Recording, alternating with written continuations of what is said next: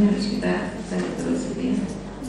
Nah untuk ini sebenarnya standar saja ya, standar apa sih yang evaluasi dampak itu yang baik itu seperti apa gitu ya. Jadi dia tujuannya jelas, itu sederhana dan terukur ya.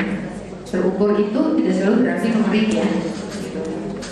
Jadi kemudian evaluatornya yang bisa dipercaya itu dilaksanakan dan dibiayai oleh pihak yang independen. Jadi di sini bukan hanya dilaksanakan sebetulnya, tapi karena banyak juga studi kita sebenarnya dilaksanakan oleh pihak independen, tapi dibiayainya oleh pihak yang tidak independen. Nah itu juga sebenarnya mempengaruhi independensi juga, gitu. Bisa mempengaruhi independensi, gitu ya. Kemudian metodologinya itu rigorous, jadi cukup teliti, cukup pas, gitu ya. Jumlah sampelnya itu memadai, punya data baseline sebenarnya, tapi banyak kasus di Indonesia kebanyakan tidak ada data baseline-nya. Gitu kan. Terus kemudian ada tindak lanjut follow up yang memadai. Ini tadi yang berkaitan dengan waktu untuk melihat dampak tadi itu kan. Jadi kapan sih sebenarnya itu dampak itu mulai kelihatan gitu ya. Kadang-kadang kita peneliti orang dari luar itu juga nggak bisa juga tahu itu kapan tuh sebenarnya dampak itu muncul. Gitu. Jadi apalagi kan kalau intervensi sosial yang sifatnya non fisik ya. Bahkan kadang-kadang intervensi fisik saja itu dampaknya itu munculnya itu setelah bertahun-tahun kemudian gitu. Jadi ada dampak jangka pendek, ada dampak jangka panjang gitu. Itu yang mungkin harus kita perhatikan juga gitu. Kemudian komponen evaluasinya itu sifatnya ganda ya. Ini khususnya untuk evaluasinya untuk program ya. Jadi dia tidak hanya melihat dampaknya tapi juga prosesnya dan alasan kenapa dampak yang teramati itu muncul. Jadi itu yang makanya tadi itu untuk bisa kita menggunakan berbagai macam metodologi dan pendekatan secara bersama-sama. Saya rasa itu ya ini penutupnya aja, kita tahu bahwa itu sebenarnya diperlukan gitu ya. Dan cuma memang kita memerlukan untuk punya perencanaan memadai gitu ya dari awalnya. Kita tahu dari khususnya untuk teman-teman yang punya program ya, yang pelaksana program itu lebih baik untuk kalau kita sudah menyadari dari awal bahwa ini akan ada rencana untuk evaluation-nya. Walaupun ini juga sekarang saya rasa hampir semua donor itu sekarang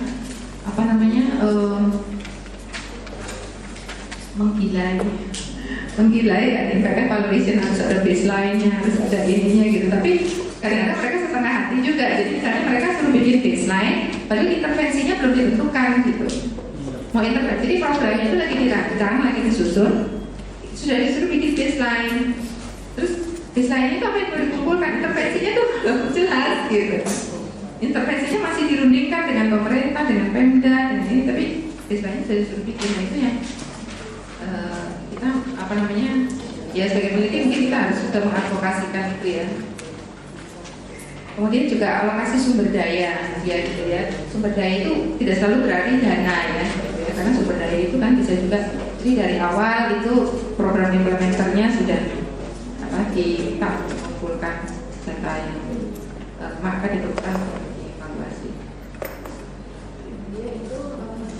Waktu ini masih ada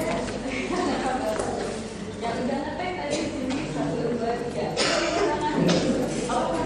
Kita punya setengah jam ya untuk pembicaraan.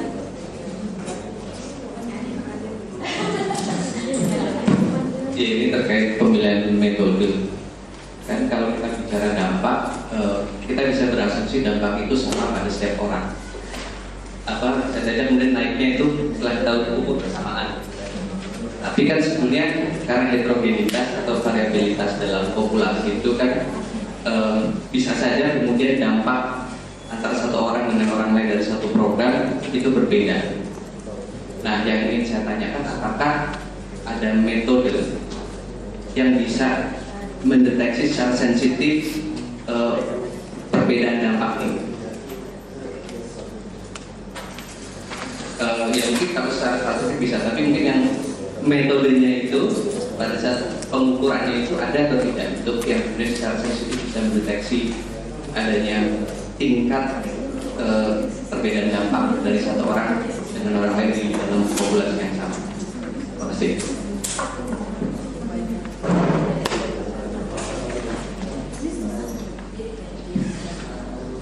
Nama saya Rizka dari Psikologi UI. saya mau bertanya kepada Ibu, jika kita melakukan evaluasi atau evaluasi dampak itu di sebuah lembaga pemerintah atau perusahaan, itu biasanya mereka punya program tertentu dan mereka mau setelah program itu berjalan, mereka meminta orang luar untuk melihat apakah sudah efektif atau belum. Dan seringkali mereka meminta itu dilakukan secara, kan sekarang kalau di kantor-kantor tuh sudah ada yang intranet. Nah, bagaimana yang mengatasi antara mereka ini dilakukan melalui kuesionernya didistribusikan melalui internet saja. Sedangkan kalau kami lebih suka kita melakukan tatap muka. Sedangkan kalau tatap muka karena di kantor takutnya nanti saya dievaluasinya jadi negatif. Gitu. Nah, hal-hal yang semacam ini teknis di lapangan menurut pengalaman Ibu, sebaiknya gimana menangani?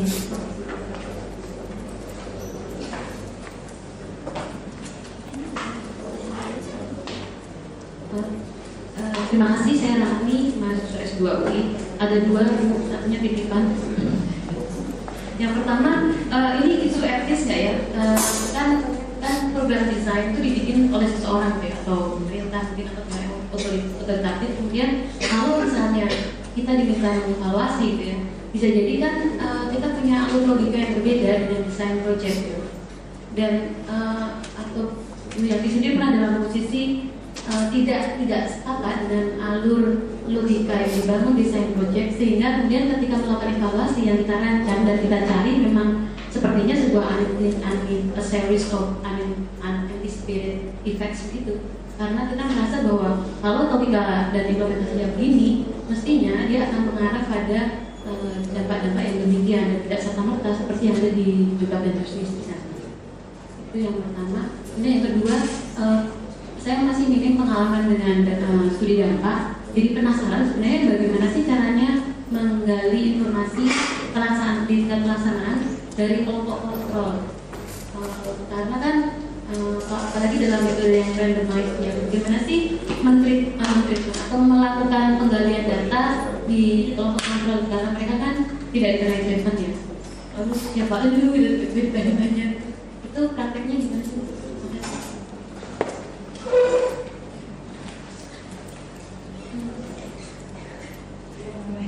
Pertama tadi kan untuk instruksi ya, perbedaan.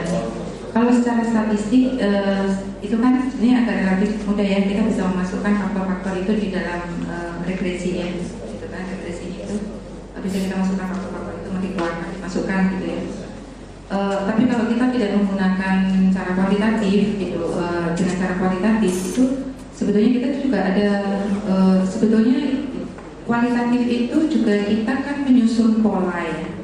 Jadi kita melihat pola-pola. Jadi yang pertama adalah yang pertama kita tahu apa sih perbedaan atau persamaan di antara mereka gitu ya. Jadi di antara kelompok yang mendapatkan treatment gitu ya. Kemudian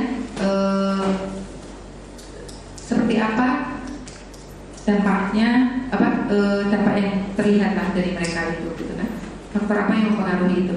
Nah itu sebenarnya bisa kita susun. Jadi kita bisa lihat seperti kita membuat tipologi gitu kan. Oh ternyata kalau yang kelompok jadi otomatis memang kita eksploratif dari awal. Jadi mungkin praktisnya seperti misalnya ini, kalau kita ke lapangan kemudian kita lihat di desa itu misalnya ada program misalnya PNPM gitu kan.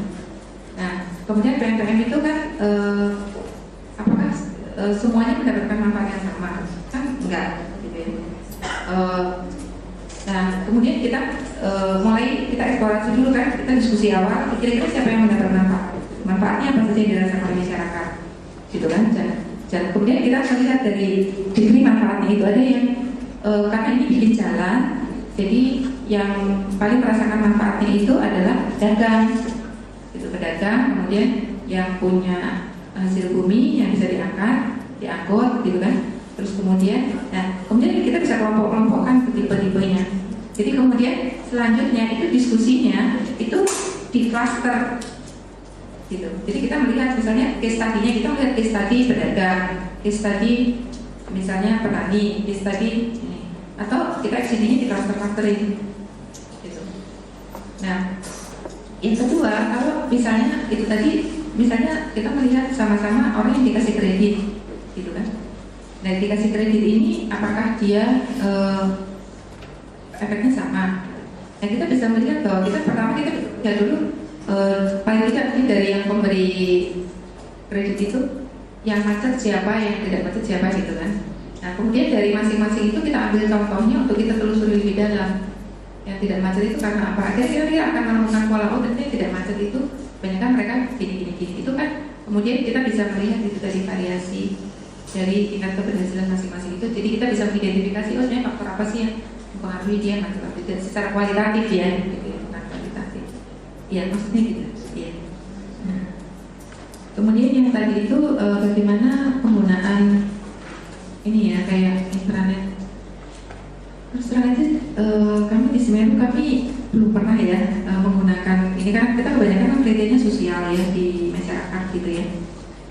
Mungkin tapi kalau saya bisa membantu mungkin prinsipnya saja ya. Prinsipnya itu kalau kita melakukan suatu survei itu adalah bahwa kita berusaha semaksimal mungkin jawaban yang diberikan itu tidak bias. Itu betul. Nah, itu saja yang dipegang. Apakah kemudian dia bertatap muka atau tidak bertatap muka itu kalau kita bertatap muka itu ada kemungkinan dia kalau studinya kualitatif itu kita bertatap muka itu kita bisa explore kalau dari jawaban dia kita bisa kejar gitu ya, bisa follow up terus gitu, bisa probingnya bisa dalam gitu kan, pendalamannya itu bisa lanjut gitu. Nah, kalau dia kuantitatif sebetulnya tidak tatap muka juga tidak apa-apa, asal kan ini kalau misalnya dia mau pakai intranet itu harus kita yakin bahwa jalur intranetnya itu di-secure. Jadi cuma penelitinya doang yang punya itu, jangan sampai manajemen punya akses untuk melihat kuesionernya itu. Seperti misalnya misalnya survei pelayanan ini ya, survei pelayanan rumah sakit misalnya ya.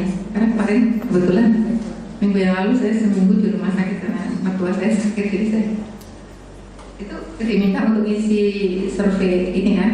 Nah terus di situ itu kan dibilang kan pelayanan baik tidak ini gitu ya. Terus ditanya kan nama pasien, nomor kamar. Ya itu kan sebenarnya nggak bisa begitu gitu kan. Jadi dia pengisi harus yakin bahwa itu tidak akan mempengaruhi. Kecuali kalau dia lodge komplain ya. Jadi antara komplain dengan studi itu beda gitu kan, itu mungkin harus jadi yang prinsipnya itu adalah itu. Tapi sekarang juga banyak studi yang mungkin sudah mengeksplor berbagai macam alternatif cara, bahkan sekarang kita sedang dieksplor khususnya karena kita tuh nggak punya data tentang violence ya, apalagi violence against women, against children, against men gitu ada ya. Itu karena yang kita lihat itu kan hanya kebanyakan kalau violence itu yang sifatnya dari aparat atau dari pihak luar itu mungkin kayaknya orang masih bisa ngomongnya masih agak terbuka ya. Tapi kalau domestik di dalam rumah tangga itu paling sulit kan itu. Nah sekarang tuh misalnya justru dikembangkan teknik yang dia itu jawaban itu si penanya juga tidak bisa melihat jawabannya dia gitu. Karena kan misalnya saya nanya Mbak Edita pernah dipukul sama suaminya misalnya gitu. Misalnya terus yang kalau saya menanyakan itu dia jawab iya, nanti ada hambatan psikologis bahwa dia tahu bahwa saya pernah dipukul sama suami saya. Jadi dia nggak mau. Sebenarnya metode ini banyak dikembangkan tadinya itu untuk penelitian yang untuk penyakit-penyakit menular ya, seperti HIV. Kan dia nggak mau tuh ya. Anda menerima HIV, nggak mau dia jawab kan? Kalau dia juga dia mungkin bilang enggak gitu ya. Bahkan sekarang tuh mereka mengamankan pakai device, jadi mereka pakai kayak pet gitu. Ya tidak, yang nanya nggak nanya, jadi yang nanya cuma melontarkan pertanyaannya aja gitu. Anda pernah dipukul gitu kan? oleh suami misalnya, ya yang nanya nggak akan tahu, jawabannya ini langsung masuk ke pusat data gitu. Jadi itu menjamin independensi dari jawaban ini. Mungkin juga kayaknya ada kemungkinan, kayaknya kalau nggak salah UNICEF sama Bappenas lagi mendiskusikan akan membuat studi untuk kekerasan anak itu dengan menggunakan cara-cara itu gitu. Karena yang pelakunya itu kan kemungkinan orang tua, jadi anak itu kan akan takut untuk menjawab gitu. Ya itu tetap aja ada kemungkinan dia dari sudut, tapi tetap aja ini kan di rata-rata ya gitu, itu otomatis orang akan lebih mau menjawabnya itu. Kemudian untuk etis ya, apakah alurnya desain program itu beda dengan yang ada di Juknis gitu ya. Nah, bisa jadi gitu ya. Jadi yang pertama itu adalah kadang-kadang kita tuh melakukan evaluasi dampak itu adalah evaluasi dampak yang sifatnya itu teknokratis gitu ya. Evaluasi dampak teknokratis, jadi ada pendekatan teknokratis itu sesuai dengan apa yang ditetapkan oleh si pembuat program. Pembuat program itu maunya itu nggak right based approach itu, yang teknokratis itu gitu, karena dia mengukur berdasarkan itu tadi. Tapi ada juga yang kemudian kita melihat bahwa tujuan utamanya apa sih program ini gitu kan. Tujuan utamanya menyejahterakan masyarakat gitu kan. Oke ya, kita melihat kesejahteraan masyarakat apakah itu tercapai atau tidak gitu kan. Berdasarkan ya itu bisa beda. Salah satu contoh misalnya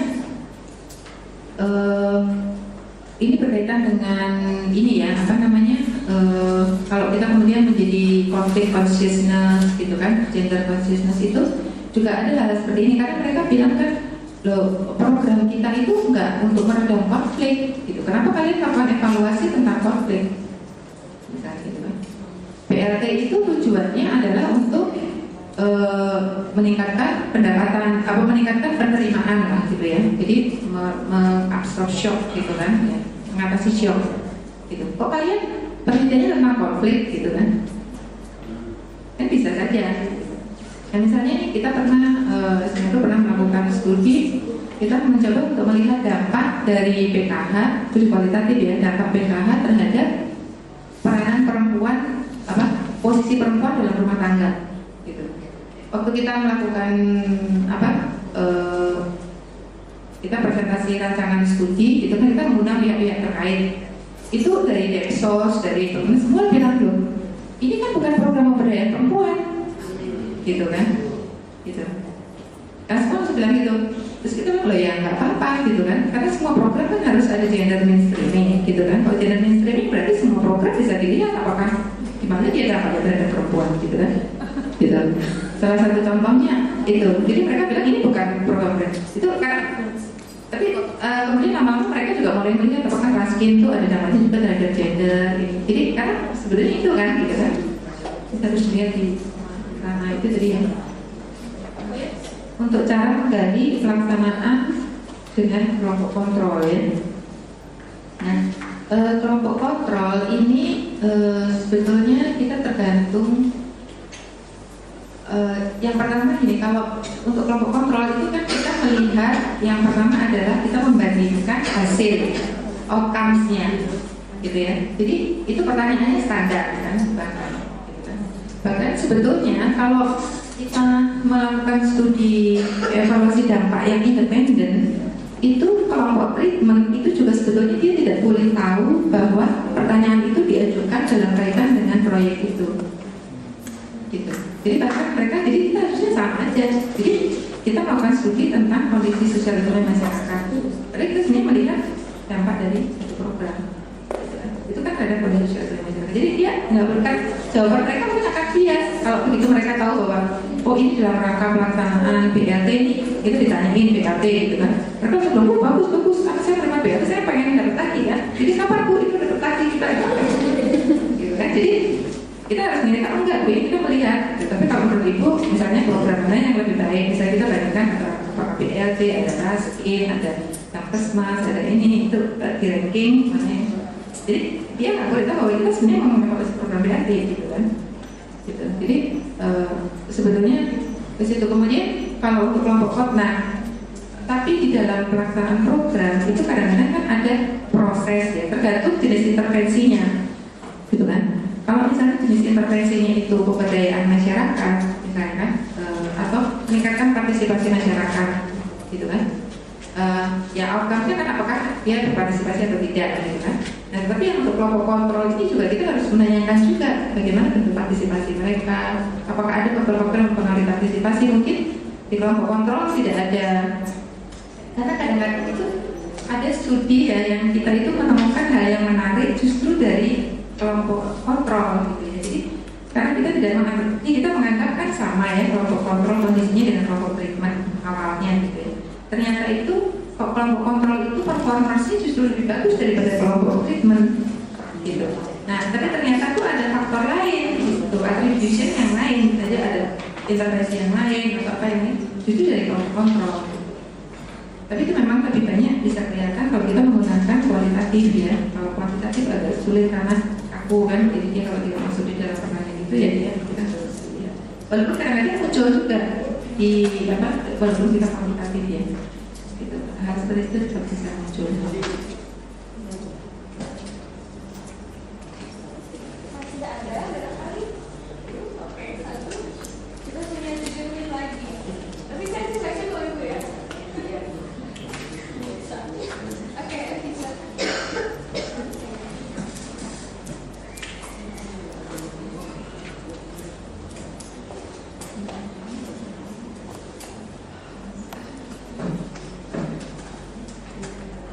Saya Esti dari psikologi di sini. Saya mau tanya, berdasarkan pengalaman Ibu selama ini berkecimpung dalam impact evaluation dan terkait dengan kebijakan yang dilakukan oleh pemerintah, sebenarnya seberapa jauh sih pengaruh dari impact evaluation terhadap dampak terhadap program yang sebenarnya aneh dengan saya mau tanya dampak dari impact evaluation terhadap program pemerintah atau kebijakan pemerintah. Apakah itu memberikan dampak yang positif dalam artian hasil penelitian yang besar dilakukan itu benar-benar memberikan perubahan, perbaikan bagi program tersebut, atau seperti yang tadi dibicarakan di sesi pertama itu cenderung masuk laci dan dibicarakan sehingga menimbulkan keputusasaan di kalangan pemerintah. Itu pertanyaan yang selalu ditanyakan oleh lembaga donor yang membiayai Semeru. Jadi enggak, tapi itu sebetulnya masalah attribution lagi ya. Gitu. Jadi attribution gimana sih kita bisa mempengaruhi itu. Ada studi yang dilakukan oleh AUSID baru-baru aja ini sepertinya itu yang melihat tentang policy making proses di Indonesia. Kesimpulannya itu policy making proses itu non-linear and gitu lah. Pokoknya itu susah lah gitu ditebaknya gitu ya. Tapi kalau kemudian tentang bagaimana suatu evaluasi dampak itu bisa mempengaruhi program ya, itu sebetulnya tergantung banyak teknik bagaimana kita melakukan sebenarnya advokasi. Dan karena Semeru kami nggak melakukan advokasi sebetulnya gitu ya, tapi memang kalau Semeru lebih banyak kita menjalin hubungan yang cukup baik dengan pelaksana program gitu ya, karena pelaksana program itu seringkali mereka itu juga sebetulnya khususnya yang di tingkat ini ya, di tingkat yang desainernya ini, itu mereka itu juga sebetulnya perlu banyak masukan gitu. Dan bagaimana sih pelaksanaan mereka sebetulnya nggak begitu tahu gitu kan. Nah bagaimana kita bisa menyampaikan ini secara konstruktif dan dengan alternatif pemecahan masalahnya harus seperti apa gitu, itu bisa gitu ya.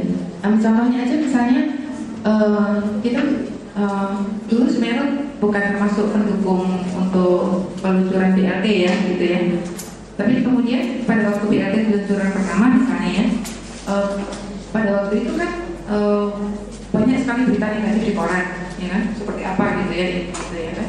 Terus BLT Semeru melakukan kajian cepat ya, jadi rapid assessment.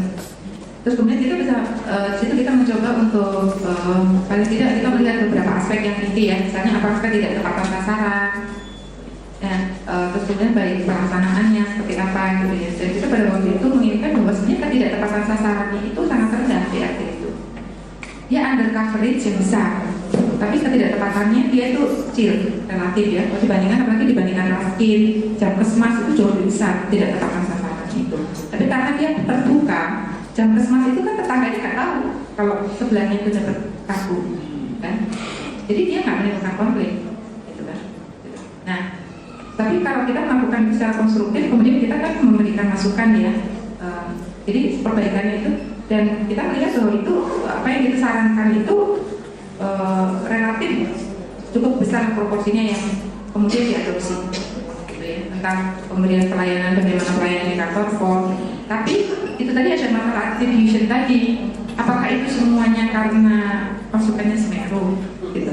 Enggak juga sebetulnya, gitu. Karena kalau di dunia advokasi dan knowledge itu jadi kalau bedanya kalau di knowledge sektor atau di advokasi sektor dengan di bisnis sektor itu adalah kalau di bisnis itu kalau ada lebih dari 2 perusahaan menghasilkan produk yang sama, itu adalah yang dibeli cuma salah satu, gitu kan. Kalau di knowledge sektor dan advokasi, kalau ada 2 lembaga menyatakan pendapat yang sama, itu maka akan menguatkan perubahan kebijakan, gitu. Jadi itu bedanya gitu. Nah, yang sebetulnya kalau menurut saya itu ada makanya karena kita juga menyadari bahwa kita semua sebagai satu lembaga melakukan penelitian apa itu Semeru, kita nggak punya kemampuan untuk advokasi ya. Itu adalah bagaimana kita sebetulnya menjadi provokator. Dalam artian penelitian kita sebarluaskan sebanyak mungkin, gitu kan, supaya orang lain yang berkepentingan dengan itu melakukan advokasi. Jadi itu menjadi domain publik. Nah itu yang kesadaran itu mungkin yang mungkin masih harus diinikan ya, karena kadang-kadang ada juga, jadi ada 2 sisi ya antara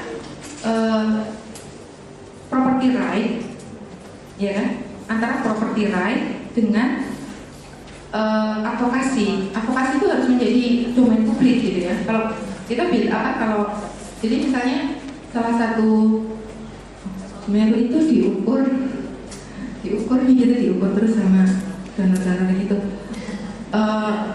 Berapa kali studi kita itu disitir di koran, berapa kita dikutip gitu, berapa banyak kita bicara, berapa banyak kita diundang orang gitu. Jadi kalau diundang makanya kalau kita nggak terpaksa banget jangan nolak gitu kan. Itu termasuk yang dicatat gitu ya. Bahkan kayak seperti Semeru itu kita semua staff itu harus itu rigid ya. Jadi kalau kita keluar ada pertemuan apapun juga itu harus dilaporkan gitu. Karena itu semua dicatat. Dan itu nanti dicatat itu kita ini dalam rangka apa gitu, kaitannya nanti dengan apa, dengan kebijakan apa gitu, itu dicatat.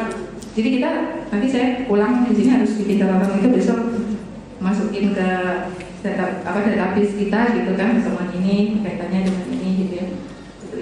Itu untuk dikeluarkan. Nah, tapi ada juga sih sebetulnya kan beberapa teman yang peneliti yang murni itu mereka masih mementingkan property right ya. Jadi soalnya ini kalau kemudian penelitiannya itu disebarluaskan itu takut ditiru orang lain, kemudian tapi sebenarnya menurut saya sih sekarang dengan kecanggihan teknologi justru itu agak sulit, maksudnya bukan lebih gampang dideteksi gitu ya. Sebenarnya kan karena kita sekarang karena semuanya kalau kita taruh di web ya, kita taruh di web orang bisa lihat kan. Jadi kalau begitu misalnya saya ini tadi mengutip ini tadi, misalnya saya nggak sebutin sumbernya gitu kan, ini saya nggak sebutin sumbernya gitu, nanti tiba-tiba entah di sini ditaruh di web atau apa, nanti dilihat tuh ini kan persis sebenarnya saya kok dia nggak ngutip gitu. Jadi itu kontrol sosial itu menjadi kuat gitu kan. Nah tapi itu kemampuan itu tadi, jadi semakin banyak kita menyebarluaskan, jadi kalau kita lihat Jadi kalau misalnya yang advokasi itu kan bilang oh Semeru temuannya A gitu kan, oh Pak Tiro temuannya A gitu kan, gitu. BRI temuannya A, oh ini berarti A ini kan makin sahih gitu kan, makin valid dia. Karena kan kemungkinan kan Semeru melakukan studinya cuman Indonesia itu kan besar banget ya. Jadi kalau kita itu kalau melakukan studi misalnya kemampuannya misalnya 3 provinsi aja gitu, itu kan sudah besar ya. Nanti teman yang lain melakukan provinsi yang lain lagi, provinsi yang lain lagi. Kalau kasusnya ternyata semua sama, itu kan mungkin kebijakan nasional yang perlu diganti gitu kan. Jadi kemampuan itu mungkin yang kebersamaan sesama lembaga penelitian dan itu ya memang gunakan untuk ya memang kalau saya rasa sih sekarang ya kalau dilihat dari kebutuhan, karena kebutuhan tadi kita cerita nggak apa ya? Boleh ya? Karena kebetulan saya dulu bekerja di lembaga yang namanya CPIS ya, Center for Policy and Implementation Study. Itu lembaga itu nggak begitu banyak tahu, mungkin kecuali Pak Komar kan orang Departemen Keuangan. Lembaga ini nih dulu tuh seperti think tanknya Departemen Keuangan ya dengan Harvard kan, itu apa Harvard Institute for Economic Development. Jadi sebetulnya dulu itu pengambilan keputusan itu sudah berbasis evidence gitu. Karena dulu lembaga itu melakukan penelitian juga ini, tetapi kita tidak menaruh secara untuk kepentingan umum, kepentingan publik, tetapi langsung masuk ke beberapa orang kunci yang untuk menentukan kebijakan. Misalnya aja dulu yang kita terkenal sekali, CPS yang terkenal sekali tentang orang ya, pemberantasan orang. Jadi waktu itu kan ada kasus di mana bilangnya nama orang itu sudah tidak ada, kemudian kita melakukan penelitian, terus melakukan penelitian ternyata tak ada banyak, dan itu sampai Menteri Pertanian copot segala macam lah gitu ya. Jadi itu sebenarnya ada kebutuhan akan evidence itu ada gitu kan.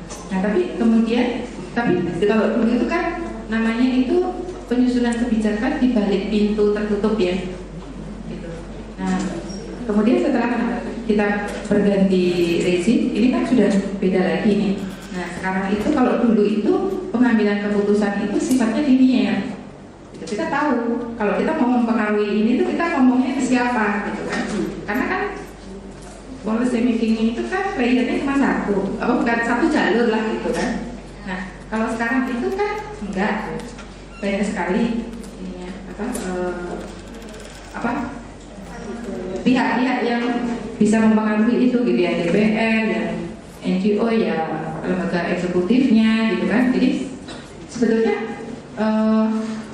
public pressure yang lebih mempengaruhi kan, karena memang ada juga yang kepentingan pribadi. Jadi tekniknya harus sudah beda gitu ya. Kita nggak bisa, mungkin beberapa teman-teman kami yang dulu biasa begitu kan merasa sekarang kok kayaknya rumit ya, kita kalau merasa ini salah itu menyampaikannya itu ke siapa gitu kan, menyampaikan ke ini dia kan oh itu ya saya tahu itu salah gitu. Tetapi kalau kita memang maunya begini, tapi yang pihak yang lebih punya kuasa juga misalnya gitu kan, yang di DPR misalnya begini, misalnya katakanlah walaupun di satu kementerian tapi kemudian di Menko-nya begini gitu kan. Jadi, atau ada juga pihak partai politik misalnya yang ikut-ikut ikut ambil bagian melalui DPR maupun jalur-jalur yang lain itu kan. Jadi memang cara mempengaruhinya itu sudah harus menjadi berbeda. Jadi mungkin ini, tapi sekarang itu juga sebetulnya kalau saya melihat kebutuhan akan evidence itu besar, karena sebetulnya banyak juga teman-teman baik di eksekutif maupun di legislatif itu yang meminta evidence untuk senjata mereka juga gitu. Jadi kalau mereka juga mau berdebat dengan ini gimana nih saya mesti jawab DPR nih gitu kan. Misalnya teman-teman yang ada di departemen ataupun di teman-teman ini ada pertanyaan gini dari DPR ini saya mesti jawabnya gimana itu. Kadang-kadang minta juga gitu ke DPR atau ini tolong cari ini senjatanya harusnya evidence-nya seperti apa gitu. Tapi ada juga teman yang DPR bilang kan paling pemerintah ini bilang begini ini sebenarnya evidence-nya gimana gitu kan. Jadi sebetulnya mereka membutuhkan evidence untuk ya ini kan kita lagi membangun demokrasi yang mungkin mudah-mudahan kedepannya menjadi lebih evidence based demokrasi gitu kan. Jadi memang akan ada kebutuhan itu, tapi kemungkinan juga akan terjadi. Di Amerika itu kan ada perhitungan versi Republik, ada perhitungan versi Demokrat gitu kan, yang kemudian bertarung gitu ya. Kita bisa saja menjadi seperti itu, tapi tetap dua-duanya evidence.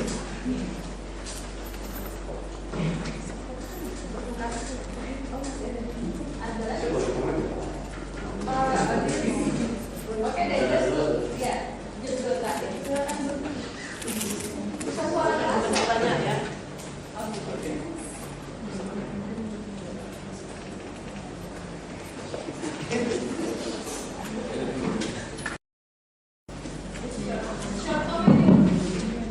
Oke, terima kasih.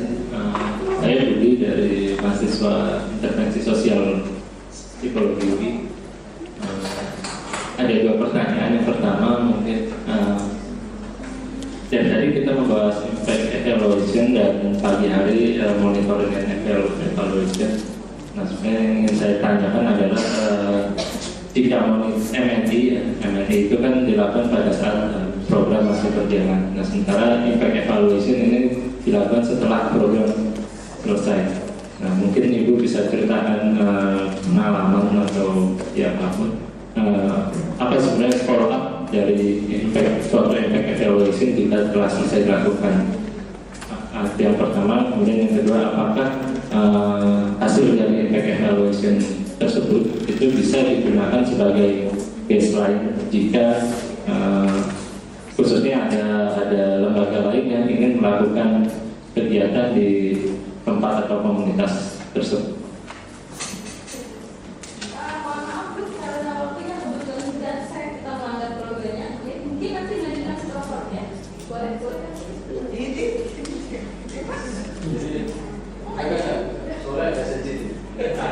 Oke, jadi mungkin semua di luar room. Kalau gitu saya tutup. Sebelum ditutup saya ada sedikit komen aja. Untuk melanjutkan yang tadi sesi 1, saya mau terima kasih juga atas sudah disinggungnya oleh Ibu Andri tadi bahwa sebenarnya knowledge sector itu bukan bisnis sektor. Jadi kalaupun kita bikin penelitian, kalaupun nanti kita jadi melanjutkan usul dari Pak Syahganda kalau masalah tadi ya, bikin semacam asosiasi evaluator nih. Jadi lulusan insya Allah menjadi para impact evaluator, enggak ya? Ya apalah, jadi dari workshop ini muncul skill dan mungkin mereka mau melanjutkan lagi lalu bikin studi dampak. Itu nanti sebenarnya kan akan kolaborasi dengan kerja-kerja dari teman-teman yang sudah lebih dulu melakukan. Dan endingnya adalah tadi menguatkan, bukan saling bersaing. Jadi barangkali itu saja yang saya akan menjadi output, tidak hanya untuk yang hari ini. Terima kasih.